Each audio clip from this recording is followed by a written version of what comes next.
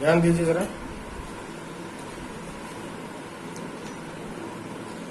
हमें projectile motion discuss करना है और प्रोजेक्टाइल मोशन डिस्कस करने के लिए कुछ चीज़ों की आपको ज़रूरत पड़ेगी, तो बैठ के मैं वहाँ पर एक्सप्लेन करूँगा। इससे बेहतर है कि आप उसको पहले ही आप लोग समझ लें।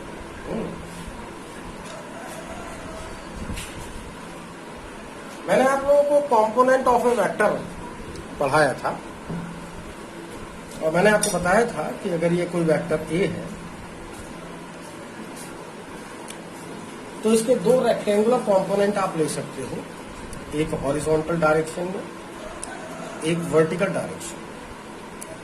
अगर इस एंगल को थीटा बोल रहे हैं तो इसका मतलब है A cos theta, that is horizontal component इतना होगा और ए साइन थीटा इतना होगा, और इसकी लेंथ ए कॉस थीटा या ए साइन थीटा की जो लेंथ है वो कितनी रखनी है आपको, वो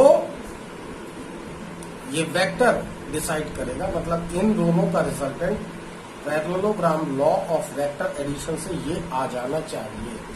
आप अपनी मर्जी से छोटा या बड़ा नहीं कर सकते किसी भी कंपोनेंट, ठीक है। तो यहां पर मैंने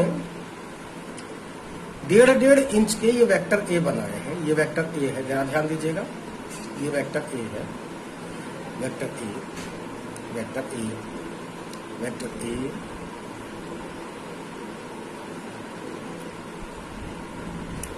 इन सबकी लेंथ सेम है। चाहो तो मैं स्केल से आपको एक आध बार नाप के दिखा सकता हूँ। जैसे यहाँ से अगर स्केल से अगर आप देख सके तो ये देखो 1.5 यहाँ से लेके यहाँ तक 1.5 आ रहा है, ये 1.5। इसी तरह से ये भी है ना 1.5 है, इसी तरह से ये भी, सभी मतलब 1.5 करेंगे। अच्छा, तो इन सब की जो वेक्टर की जो लेंथ है वो सबकी सेम है, यानी कि इनकी जो न्यूमेरिकल वैल्यू है वो बिल्कुल सेम है। अगर मैं इनके रेक्टेंगुलर कंपोनेंट डिजाइन करूं तो जैसे मान लीजिए ये एंगल हॉरिजॉन्टल से जो एंगल है वो मान लीजिए 60 डिग्री है, ये एंगल मान लीजिए 45 डिग्री है, ये एंगल मान लीजिए 15 डिग्री है और ये एंगल आपका 0 डिग्री है। अब 0 डिग्री तो कहाँ लिखूंगा, मैं एंगल बना नहीं सकता हूं मैं, तो 0 डिग्री है ये, थीटा की वैल्यू यहां पर 0 डिग्री है, राइट।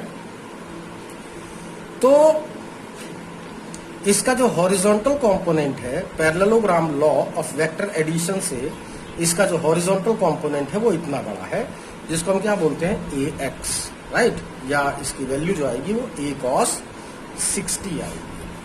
और वर्टिकल कंपोनेंट जिसको आप ए वाई बोलोगे वो क्या है, ए साइन 60, राइट। इसकी लेंथ कितनी बड़ी होगी या कितनी छोटी होगी ये इस बात के ऊपर डिपेंड करे। मतलब ये जो है parallelogram law of vector addition से जो रिजल्टेंट आ रहा है इन दोनों का रिजल्टेंट ये होना चाहिए, जैसा मैं पहले भी कई बार बता चुका हूं। अगर मैं इस एंगल को थोड़ा छोटा कर दूं, जरा ध्यान दीजिएगा, 60 डिग्री की जगह से मैंने 45 डिग्री कर दिया, तो अब आप ध्यान दें कि जो इसका जो हॉरिजॉन्टल कंपोनेंट है ए कॉस 45, राइट ना, जिसको आप एक्स बोलते हो, इसकी लेंथ पहले से थोड़ी सी बड़ी हो गई है ना। और जो वर्टिकल कंपोनेंट है ए साइन 60 जो कि पहले इतना बड़ा था, अब ये वैल्यू सेम है लेकिन इस एंगल के कम होने की वजह से हॉरिजॉन्टल कंपोनेंट थोड़ा बढ़ गया है जबकि वर्टिकल कंपोनेंट थोड़ा सा छोटा हो गया। आप देख सकते हैं इसकी लेंथ इतनी है, इसकी इतनी है, राइट। तो ये है ए साइन 45, राइट।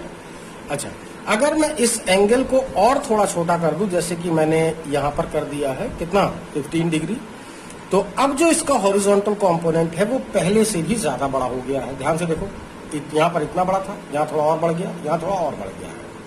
और वर्टिकल कंपोनेंट पहले से थोड़ा और छोटा होगा, ये सबसे बड़ा था, ये उससे छोटा, ये उससे भी छोटा, क्या ए वाई, जिसको आप क्या बोलोगे ए sign 15 degree, right.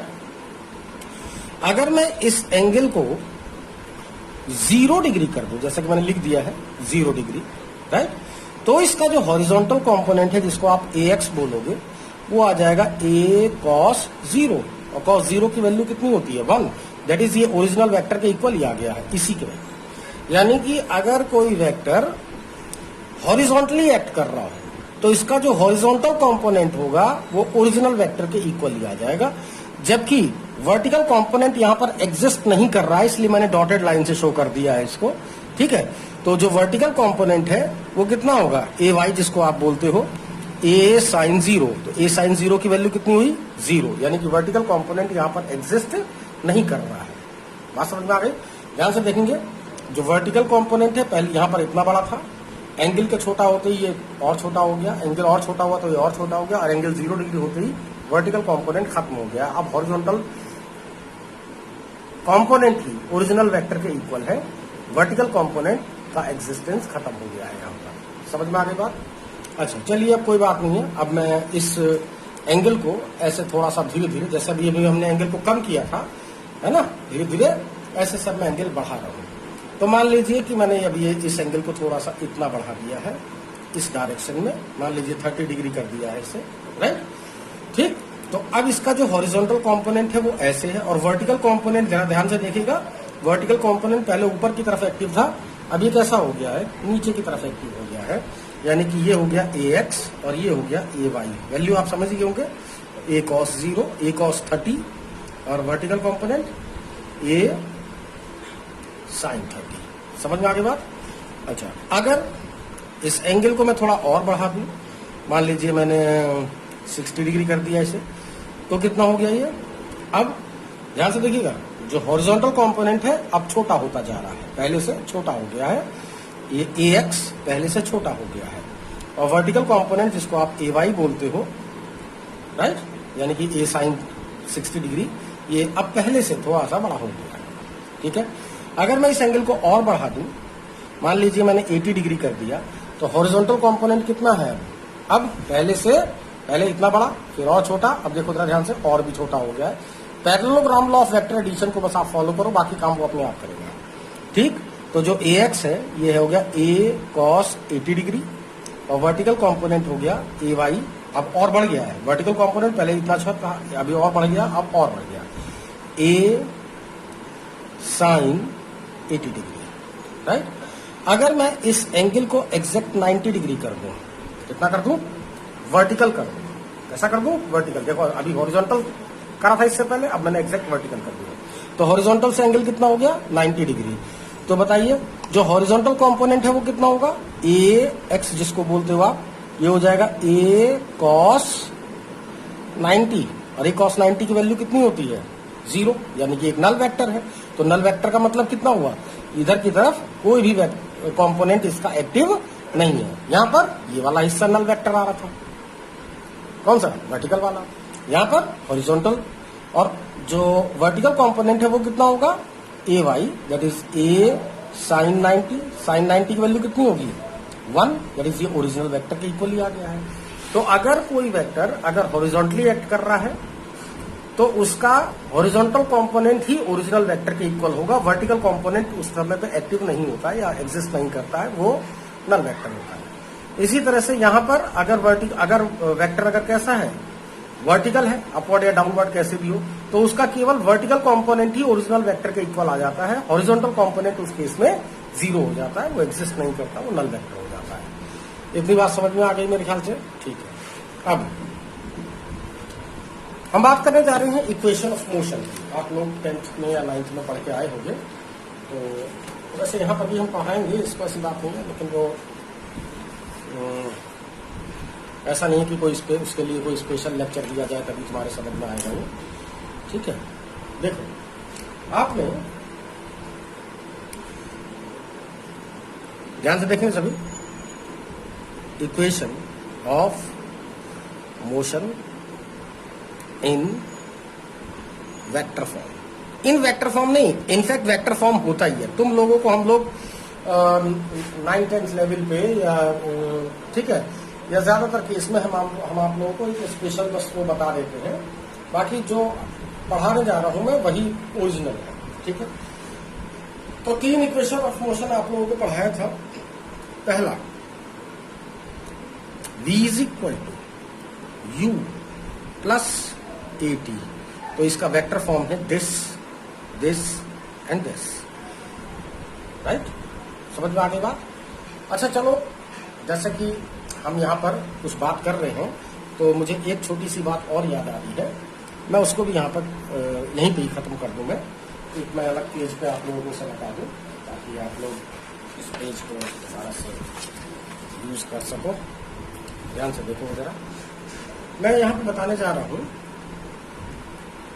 Multiplication of a vector by a number, right. अगर किसी वेक्टर को किसी नंबर से आप अगर मल्टीप्लाई कर दो, मान लीजिए ये कोई वेक्टर है और इस वेक्टर ए को आपने किसी नंबर के से मल्टीप्लाई कर दिया। के क्या है? एक नंबर है। के क्या है? एक नंबर। तो रिजल्टेंट जो आएगा वो भी एक वेक्टर ही आएगा, जिसकी डायरेक्शन सेम वही होगी जो वेक्टर ए की है, अगर के पॉजिटिव है तो। अगर ये के नेगेटिव नंबर है तो उसकी जस्ट ऑपोजिट डायरेक्शन में। जैसे कि मैं बता दूंगा आपको कि अगर ये वेक्टर ए है, राइट, अगर मैं इसमें 2 से मल्टीप्लाई कर दूं तो जो इसका मैग्नीट्यूड है पहले का डबल हो गया है। पहले मैग्नीट्यूड इतना था, अब इतना हो गया है, राइट।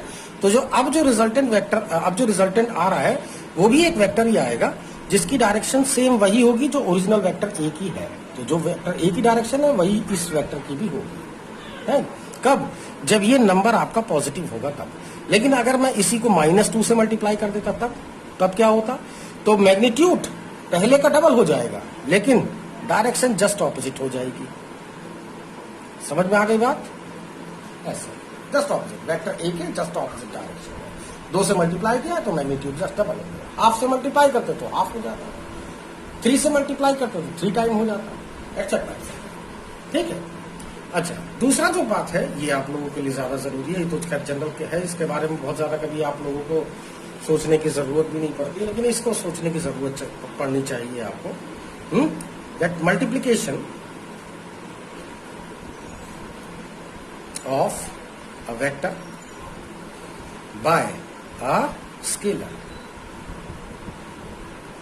किसी स्केलर से अगर आप किसी वेक्टर को मल्टीप्लाई कर दो तो क्या होगा? तब भी वही चीज है। अगर किसी वेक्टर को किसी स्केलर से, अब की बार ध्यान रखेंगे, ये के पहले एक नंबर था, अब की बार के क्या है? कोई स्केलर क्वांटिटी है, से अगर मल्टीप्लाई कर दो तो रिजल्टेंट भी एक वेक्टर ही आएगा, जिसकी डायरेक्शन सेम वही होगी जो इस वेक्टर ए की है। कब? जब ये स्केलर क्वांटिटी पॉजिटिव है तब।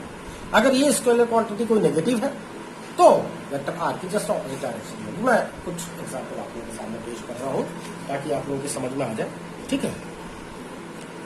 जैसे ये मान लीजिए मेरे पास एक एक्सेलरेशन है। एक्सेलरेशन सभी जानते हैं एक वेक्टर क्वांटिटी है, राइट। इसको मैंने एक स्केलर मास से मल्टीप्लाई करा। मास आमतौर पर पॉजिटिव ही होता है, आमतौर पर नहीं, हमेशा पॉजिटिव ही होता है, नेगेटिव नहीं होता है। ठीक है। कहीं कहीं आपको नेगेटिव लेना भी पड़ता है, हालांकि बताएंगे उसे कब लेना पड़ेगा आपको। तो वेक्टर ए को जब मैंने मास से मल्टीप्लाई करा तो मेरे पास एक नई क्वांटिटी आई, फोर्स, जो कि एक वेक्टर क्वांटिटी है। अब इस फोर्स की डायरेक्शन क्या होगी? इस फोर्स की डायरेक्शन वही होगी जो इस वेक्टर ए की है। समझ में आ गई बात? यानी कि जिस डायरेक्शन में एक्सेलरेशन अप्लाई हो रहा है उसी डायरेक्शन में फोर्स लग रहा है। ध्यान से देखेंगे, जिस डायरेक्शन में मैंने एक्सेलरेशन अप्लाई किया है फोर्स भी उसी डायरेक्शन में लग रही है, राइट। तो जब किसी वेक्टर को किसी स्केलर से मल्टीप्लाई करोगे तो रिजल्टेंट भी एक वेक्टर आएगा। यहां पर ऐसा नहीं था। अगर मैंने मान लीजिए ये कोई एक्सेलरेशन है, अब मैंने इस एक्सेलरेशन को 2 से मल्टीप्लाई किया तो जो नया जो क्वांटिटी आएगा वो भी एक्सेलरेशन ही आएगा। लेकिन यहां पर चूंकि ये एक स्केलर क्वांटिटी, इसकी डायमेंशन अलग है, तो जब दोनों को मल्टीप्लाई करोगे तो ऑब्वियस सी बात है कोई नई फिजिकल क्वांटिटी आपके सामने आएगी, राइट। एक और भी एग्जांपल ले सकते हैं, जैसे ये वेलोसिटी है, एक वेक्टर क्वांटिटी है, इसको अगर आप मास से मल्टीप्लाई करते हो तो रिजल्टेंट क्या आएगा? मोमेंटम, जो कि एक वेक्टर क्वांटिटी है। उसकी डायरेक्शन क्या होगी? जो वेलोसिटी की डायरेक्शन होगी वही मोमेंटम की डायरेक्शन होगी। समझ में आ गई बात? ठीक है। अच्छा, इस तरह के आपको बहुत सारे एग्जाम्पल आप लोगों को आते रहेंगे आपके सामने, आप उसको कंसीडर करते रहिएगा। जैसे कि अगर कुछ बच्चे अगर जैसे पढ़ चुके हैं अगर, तो मैं जैसे यहाँ पर एक सर्कुलर मोशन का एग्जाम्पल लेना चाहूंगा। ठीक है। अब सर्कुलर मोशन इस तरह से हो रहा है। अब इसके अंदर जो एक्सेलरेशन जो अप्लाई हो रहा है वो सेंट्रीपिटल एक्सेलरेशन है, यानी कि वो एक्सेलरेशन जो टुवर्ड द सेंटर लग रहा है। तो जो एक्सेलरेशन की डायरेक्शन है वही फोर्स की डायरेक्शन होगी, तो जो फोर्स लगेगी वो भी वही लगेगी, राइट। इसको हम बोलते हैं सेंट्रीपिटल फोर्स। सेंट्रीपिटल एक्सेलरेशन के कॉरेस्पॉन्डेंस जो फोर्स निकल के आ रही है वो क्या होता है, उसका नाम सेंट्रीपिटल फोर्स। दोनों की डायरेक्शन सेम हो गई, ठीक है। तो इस तरह के आप लोगों को बहुत सारे एग्जाम्पल आपको फिजिक्स में मिलते रहेंगे। तो मैं अपने पुरानी चर्चा पे वापस आ रहा हूँ, ठीक है। और वो हमारी चर्चा है इक्वेशन ऑफ मोशन। तो जरा ध्यान दीजिएगा, ये हम इक्वेशन ऑफ मोशन की बात कर रहे हो वेक्टर फॉर्म में। तो पहला है v is equal to u plus A T, right. Final velocity, initial velocity, acceleration, ये सब वेक्टर्स है, तो वेक्टर्स मैंने लगा दिए। और ये टाइम है, ये स्केलर है। लेकिन यहां पर ध्यान दीजिएगा कि इस वेक्टर को जब मैंने एक स्केलर से मल्टीप्लाई किया तो रिजल्टेंट भी पूरा का पूरा ये वेक्टर ही आ रहा है कोई, राइट। और प्रिंसिपल ऑफ होमोजेनिटी क्या कहती है, only same physical quantities can be added और सब्ट्रैक्टेड। इसका मतलब है कि अगर ये वेलोसिटी है that it should be a velocity and resultant will also be velocity, right. तो ये वेक्टर और ये वेक्टर और ये वेक्टर सब तीनों के तीनों ये एक ही वेक्टर है। हम सिंपल जो बात करते हैं हम ऐसे बोलते हैं कि ये है वेक्टर ए और ये है वेक्टर बी। चलो मैं उससे जोड़ देता हूं, triangle law of vector addition से जोड़ देता हूं। ये है वेक्टर बी, राइट। तो ये रिजल्टेंट आ गया, मान लीजिए वेक्टर ए और वेक्टर बी के बीच का एंगल थीटा है, तो ये रिजल्टेंट आ गया, रिजल्टेंट वेक्टर आर, जो कि vector A plus vector B के इक्वल है। तो यहां पर भी अगर आप ध्यान से देखें कि ये जो इनिशियल वेलोसिटी है इसमें जोड़ा है आपने इस vector A B that is A T को, है? ये ए मान लीजिए और ये बी वेक्टर। तो जो इन दोनों का जो सम है u plus A T, u plus A T that is A plus B, यही किसके इक्वल है, रिजल्टेंट वेक्टर आर के, जो कि फाइनल वेलोसिटी है। समझ में आ गई बात, ठीक है। एक भी और भी है, दूसरी equation, s is equal to U T plus half A T square. तीसरा है, ध्यान दीजिएगा,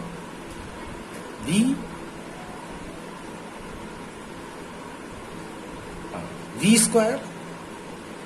अब यहां पर ध्यान दीजिएगा, v स्क्वायर, आप लोग जो सिंपल जो लिखते हो वैसे लिखते हो, v square is equal to you square plus 2as, ऐसे लिखते हो ना।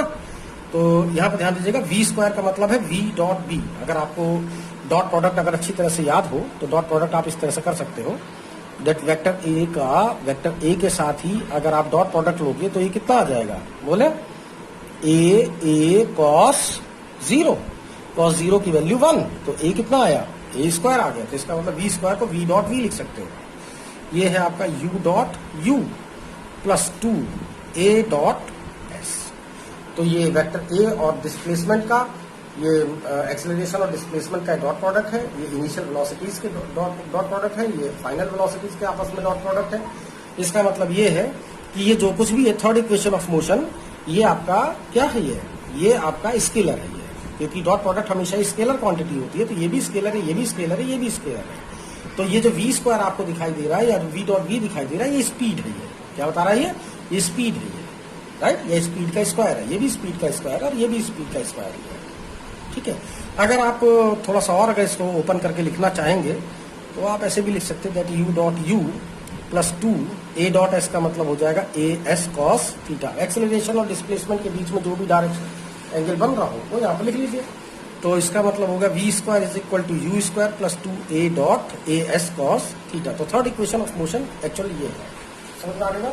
मेरा मतलब ये है कहने का कि जो हमने आपको अभी तक जो पढ़ाया वो ऐसा उल्टा सीधा क्यों पढ़ाया, अब ऐसा क्यों पढ़ा रहे। तो यहाँ पर ये बात ध्यान देने की है, हमने उल्टा सीधा कभी कुछ नहीं पढ़ाया, ठीक है। जो वेक्टर फॉर्म है, अगर u और at अगर सेम डायरेक्शन में, जैसे कि आपको अगर ये याद हो कि ये क्या है, ये वेक्टर a है और ये है वेक्टर b, तो इन दोनों का जो रिजल्टेंट है, parallelogram law of vector addition से ले लीजिए। तो ये जो रिजल्टेंट वेक्टर आर आ रहा है, ये है vector A plus vector B, that is R का जो इसकी जो लेंथ है या मैग्नीट्यूड है under root A square plus B square plus 2ab cos theta. ठीक है, अगर ये थीटा इन दोनों के बीच का एंगल है, अगर ये दोनों के दोनों वेक्टर सेम डायरेक्शन में एक्ट कर रहे होते, यानी कि वेक्टर ए भी ऐसे ही है और वेक्टर बी भी ऐसे ही है, तो ये थीटा की वैल्यू कितनी हो जाती है? 0। Then R is equal to under root A square plus B square plus 2ab cos 0 की वैल्यू 1, राइट। तो A square plus B square plus 2ab का मतलब कितना होगा? ए प्लस बी का होल स्क्वायर का अंडर रूट, दैट इज कितना आ गया? ए प्लस बी आ जाता है। अगर यही दोनों वेक्टर अगर ऑपोजिट डायरेक्शन में एक्ट कर रहे होते, ये वेक्टर ए और ये वेक्टर बी, ये 180 डिग्री के एंगल पे हैं ये। तो अगर ये 180 डिग्री के एंगल पर अगर एक्ट कर रहे हैं, तो एंगल कॉस थीटा की वैल्यू कितनी हो जाएगी? 180। तो जब इसकी वैल्यू जब 180 होगी, तो इसका मतलब कितना हो जाएगा? ये कॉस 180 की वैल्यू कितनी आएगी? -1 आएगी। अगर ये -1 आएगी तो A square plus B square plus 2 यानी कि -2ab का होल स्क्वायर बनेगा। तो कितना बनेगा? तो ये आ जाता ए माइनस बी का होल स्क्वायर का अंडर। तो ये कैंसिल हो जाता, तो कितना आता है? ये ए माइनस बी आ जाता उसके इसमें। ठीक है, तो जब हमने यहां पर ये कहा, जो हमने आप लोगों को अभी तक जो कुछ भी पढ़ाया था 9th 10th तक या जब भी पढ़ाया आपको, तो हमेशा हमने मोशन इन 1 डायमेंशन लिया। इसमें लिया था मोशन 1 डायमेंशन में लिया गया था। तो 1 डायमेंशन का मतलब ये हो गया कि जिधर की तरफ इनिशियल वेलोसिटी है, एक्सेलरेशन भी उधर ही की तरफ है, दोनों के दोनों सेम डायरेक्शन में होते थे। जिधर की तरफ इनिशियल वेलोसिटी है, उधर ही की तरफ क्या है? एक्सेलरेशन भी है।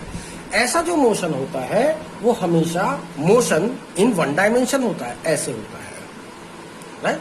तो कहने का मेरा मतलब ये है कि जो मैंने अभी आप लोगों को ये पढ़ाया, that v is equal to U plus A T, अगर ये दो अलग अलग डायरेक्शन में अगर होते, मान लीजिए इनिशियल वेलोसिटी इधर की तरफ होती और एक्सेलरेशन मान लीजिए इधर की तरफ होता, दोनों अलग अलग डायरेक्शन में होते।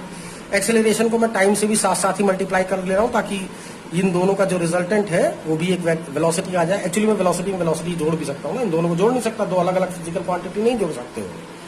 अच्छा, तो इसका अगर ये थीटा डिग्री के एंगल पे एक्ट कर रहे हैं, तो बताइए रिजल्टेंट कितना आएगा? u प्लस ए टी, जिसको आप v बोल रहे हो। तो बताइए इस v की लेंथ कितनी होगी, यानी कि इसका मैग्नीट्यूड कितना होगा? Under root U square plus A T square plus 2u A T cos जो भी एंगल है इन दोनों के बीच का थीटा, ऐसे निकालते हैं आप, अगर ये अलग अलग डायरेक्शन में एक्टिव है तो। ठीक है, तो अब अगर थीटा की वैल्यू 0 डिग्री हो या 180 डिग्री हो, या तो दोनों पैरेलल हैं या एंटी पैरेलल हैं, तो क्या होता? तो मान लीजिए पहले मैं 0 से एक्टिवेटमेंट ले रहा हूं, तो v इज इक्वल टू किसके हो जाएगा? बोलेंगे under root U square plus A T square plus 2u A T cos 0। और कॉस 0 की वैल्यू कितनी? 1। तो 1 अगर मैं यहां पे पुट कर दूं तो ये क्या बन जाएगा? क्या बन जाएगा? ये u प्लस ए टी का होल स्क्वायर का under root U square plus A T square plus 2u A T, ध्यान दीजिए। ठीक, ये इससे कैंसिल हो जाएगा, तब कितना आता? u प्लस ए टी आता। अगर यही एंगल 0 की जगह से अगर ये 180 होता, तो अब इससी बात है, ये फॉर्मूला किसके आता? u माइनस ए टी का होल स्क्वायर बनता, तब आपका कितना आता है? u माइनस ए टी आता। इसलिए हमने आपको मोशन इन 1 डायमेंशन के लिए, यानी कि मोशन 1 डायमेंशन में कब होगा? या तो इनिशियल वेलोसिटी और एक्सेलरेशन या तो पैरेलल है और या फिर ये एंटी पैरेलल है। तो दोनों ही केस में क्या होता है? मोशन इन 1 डायमेंशन ही बनता है, राइट। तो इसलिए हम जब ऐसा जब केस होता था, जब सेम डायरेक्शन में एक्ट करते थे, तो हम बता देते भैया ये इक्वेशन यूज कर लो, v is equal to U plus A T, S is equal to U T plus half A T square and V square is equal to you square plus 2as, right. और अगर ये एक दूसरे की just opposite direction में act कर रहे होते, 180 डिग्री के एंगल पर एक्ट कर रहे होते, तब हम क्या करते, तो हमारा रिजल्ट कितना आता, ये एंगल इनके बीच का जो एंगल आता है वो 180 डिग्री आता। तो कितना आता ये, तब ये फॉर्मूला आता माइनस वाला, तो v इज इक्वल टू किसके बनता है, u minus A T, S is equal to U T minus half A T square and V square is equal to you square minus 2as। तब हम इसको use करा देते थे। तो यहाँ पर आपको ध्यान देने की बात ये है कि ये जो दोनों इक्वेशन ऑफ मोशन हैं, ये सिर्फ और सिर्फ स्पेशल केस है। किसका स्पेशल केस, किसका स्पेशल केस, इसका, इसका स्पेशल केस है ये। एक सेकंड, चला गया पेज में। हाँ, इनके स्पेशल केस है, इन तीनों के, इसका, इसका और इसका, ये केवल स्पेशल केस है ये दोनों। कब, जब मोशन यानी कि इनिशियल वेलोसिटी और अप्लाइड एक्सेलरेशन जब या तो पैरेलल हो या एंटी पैरेलल हो, दोनों केस में मोशन कैसा होगा, motion in one dimension, right. लेकिन अगर ये तो मोशन वन डायमेंशन में है, तो ये फॉर्मूला या ये फॉर्मूला ये आप लोग यूज करते आए हो आजकल, ठीक है। अच्छा, लेकिन इसके जो एक्चुअल फॉर्मूले हैं वो हमेशा यही रहेंगे। अगर वेक्टर, अगर मान लीजिए आपका ये दोनों एक डायरेक्शन में नहीं है, जैसे मान लो कैसे नहीं है, मान लो ऐसे नहीं है, जैसे मैं बताने जा रहा हूँ, चलो थोड़ा यहाँ पे जगह है मेरे पास, यहाँ पे बता देता हूँ कि जैसे मान लीजिए आप हॉरिजॉन्टल पे हो, ऐसे कैसे हो, हॉरिजॉन्टल पे हो, ठीक है। तो आपने एक बॉल लिया और हॉरिजॉन्टल से इस तरह से फेंक दिया आपने, ये मान लीजिए इनिशियल वेलोसिटी है। अब ये बॉल इस मोशन, अंडर ग्रेविटी मोशन कर रही है, जो एक्सेलरेशन जो लग रहा है वो कौन सा लग रहा है, एक्सेलरेशन ड्यू टू ग्रेविटी लग रहा है। वो कैसा एक्ट कर रहा है, डाउनवर्ड एक्ट कर रहा है वो, राइट। तो ध्यान से देखो, इनिशियल वेलोसिटी ऐसे है, एक्सेलरेशन ऐसे है। ध्यान से देखो, अगर मैं एक जगह से बनाऊं तो इनिशियल वेलोसिटी ये है और अप्लाइड एक्सेलरेशन ऐसे है, दोनों के बीच का एंगल ये है, तो दोनों अलग अलग एंगल पे है ना। तो अब ये जो मोशन होगा वो वन डायमेंशन में या रेक्टिलिनियर मोशन वो नहीं होगा, वो कुछ इस टाइप से होगा, ऐसा, जिसको हम प्रोजेक्टाइल मोशन बोलते हैं। बात समझ में आ रही। अब देखो ये रेक्टिलिनियर पाथ पे नहीं चल रहा, वो ऐसे चल रहा है। इसी तरह से चलो, मैंने अच्छा करा जो पेज पलट लिया। ये जैसे मान लीजिए सर्कुलर मोशन हो रहा है, अब ये बॉल है, ये इस तरह से चल रही है। अब इस जगह पर इसकी वेलोसिटी कैसी है, टेंजेंट लाइन ऐसे ड्रॉ कर लो, इस जगह पर कैसी है, ऐसे कर लो, इस जगह पर कैसी है, ऐसे कर लो। तो जो इसकी वेलोसिटी है, इनिशियल वेलोसिटी, राइट, और जो एक्सेलरेशन है, ये भी जरा ध्यान से देखिए, ये भी दोनों अलग अलग एंगल पे एक्ट कर रहे हैं, इनफैक्ट 90 डिग्री के एंगल पे एक्ट कर रहे हैं। तो ये भी जो मोशन है, ये भी रेक्टिलिनियर नहीं है, ये भी मोशन 2 डायमेंशन में है, राइट। तो मोशन 1 डायमेंशन में कब होता है, जब इनिशियल वेलोसिटी और जो अप्लाइड एक्सेलरेशन है, जब वो सेम डायरेक्शन में एक्टिव हो, तो मोशन कैसा होता है, 1 डायमेंशन में होता है। और उसके लिए ये इक्वेशन ऑफ मोशन यूज किए जाते हैं, कौन से, v is equal to U plus A T, V S is equal to U T plus half A T square, V square is equal to you square plus 2as, और minus तब जब वो anti parallel होंगे, ठीक है। अच्छा, अब अगर ये दोनों अगर अलग अलग एंगल पे एक्ट कर रहे हैं, तो अगर अलग अलग एंगल पे एक्ट कर रहे हैं, तो इनका ट्रीटमेंट फिर यही है जैसे वेक्टर आप लोगों को पढ़ाया गया है। बात समझ में आ गई। तो ये जो वेक्टर है, इस तरह से आपको, जैसे मान लीजिए s इज इक्वल टू यही है, s is equal to U T plus half A T square. मान लीजिए ये एक्सेलरेशन और ये मान लीजिए इनिशियल वेलोसिटी, ये मान लीजिए अलग अलग डायरेक्शन में है। तो इसका जब आप करोगे तब भी सेम वही चीज आएगी, दैट s का जो मैग्नीट्यूड आएगा वो under root U T square plus half A T square का whole square plus twice U T half A T cos, जो भी इन दोनों के बीच का एंगल हो, थीटा जो भी आ रहा होगा, ठीक है। तब आप इस तरह से इसको सॉल्व करते, तब आपके आंसर आते। वही स्पेशल केस अगर यहाँ पर लगाओगे कि अगर ये पैरेलल या एंटी पैरेलल है, तो आपका रिजल्ट फिर से यही आएगा, U T plus half A T square या U T minus half A T square. तो ये स्पेशल केस है, ये क्या है, ये मोशन इन वन डायमेंशन के लिए ही केवल ये एप्लीकेबल है। जनरल मोशन के लिए आपके पास जनरल फॉर्मूला ही होना चाहिए, जो कि वो ये है। समझ में आ गई? तो अगर आपको इतनी बात समझ में आ गई है तो मैं बहुत तरीके से आप लोगों को प्रोजेक्टाइल मोशन, सर्कुलर मोशन या जितनी भी तरह की कॉम्प्लिकेटेड मोशंस हैं, मैं हर तरह की मोशन आप लोगों को अच्छे से पढ़ा सकता हूं, अगर आपको ये लेक्चर समझ में आ गया है तो। ठीक है।